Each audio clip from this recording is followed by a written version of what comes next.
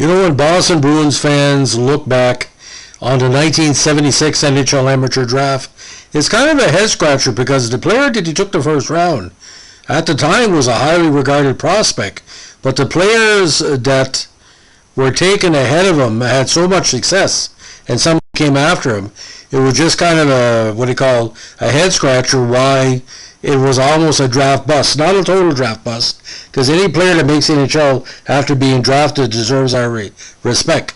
So today we're going to be talking about the curious case of Boston's number 16 first round pick in 76, the great Clayton Pachal. Now 5'10", 185, he played left wing and center, and came from the beautiful Saskatchewan community of Yorktown. Now Yorktown. Now Yorktown was big in the SJHL back in the day, and he played for them and scored the first goal in the team's history, which was quite significant. He then moved on to New Westminster of the WCHL, and by his fourth season there, he had played in 2 Memorial Cup playoffs, put up 88 points in his draft year with 41 goals, and seemed to be probably one of the better prospects coming out that year.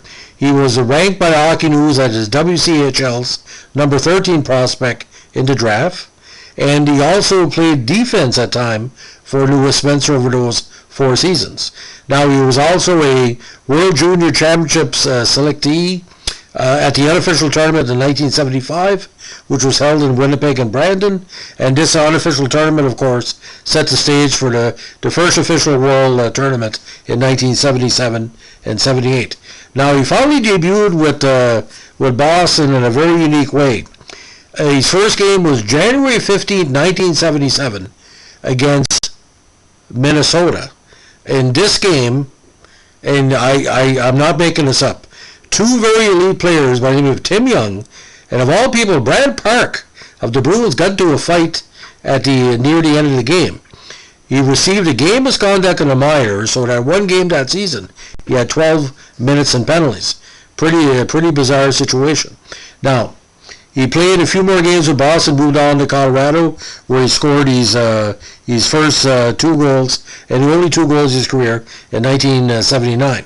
Now, 79 with Colorado, 5 points in 24 games, including 2 goals.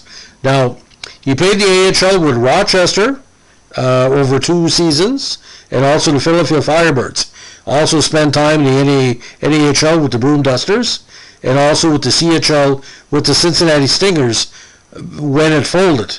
He was there when the team, stopped shop, moved over to Grand Rapids Owls of the OHL that year as well for 25 points and 34 games, and wrapped up his, you might as well say his minor pro career with several seasons in the Saskatchewan Senior League with Unity, Wilkie, and Rosedown.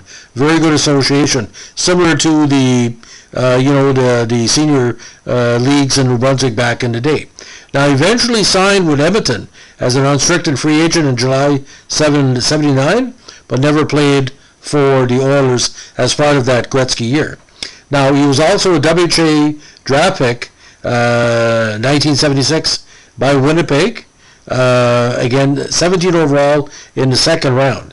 Now, the big trade for Boston, they were looking for some more strength on their squad, and he traded Pachal to Colorado in exchange for the very rugged Mark Suzor, who a lot of people remember as probably one of the most unique players for Colorado in their history. The Rockies, not obviously the Avalanche. So again, NHL totals 35 games, 2 goals, 3 assists for 5 points, and again those games with Boston. But it's too bad. He could have been a good 4th-line player for Boston, but I hate to tell you, as a lot of people know, Boston had 4 lines tight in that era, and for him to make the squad, I think they basically were just looking at a project maybe could help their minor league system, but it's too bad it didn't work out. He was one of the top 20 junior prospects in Canada over that term, and those New Westminster minutes as well. Wasn't scared to take a penalty, ladies and gentlemen. He had over close to 1,000 minutes in penalties in his last 3 years with New Westminster. The most rugged was that 75 season with 306 points. So again, wasn't scared to duke it out, but Boston needed a player that was scoring a little bit, getting some offense. 11 games with the Bruins, no points, only 26 minutes and penalties. Not excuse me, not going to do it. But again, to make the NHL, to be drafted by two leagues, playing the Saskatchewan Senior League as a hometown hero in Yorktown or Yorkton, whatever you want to pronounce it. Very, very respectful career, playing for Team Canada. Three of the most popular AHL teams of the 70s. Tremendous. And too bad about the Stingers folding too, because the CHL was trying to, rebirth Cincinnati maybe for major hockey, and it didn't work out. So that's the many lives of Clayton Pachal.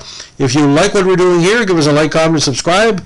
This is the latest in our Boston Bruins Vintage podcast, kind of taking a look at the weird draft picks. Some worked out, some didn't.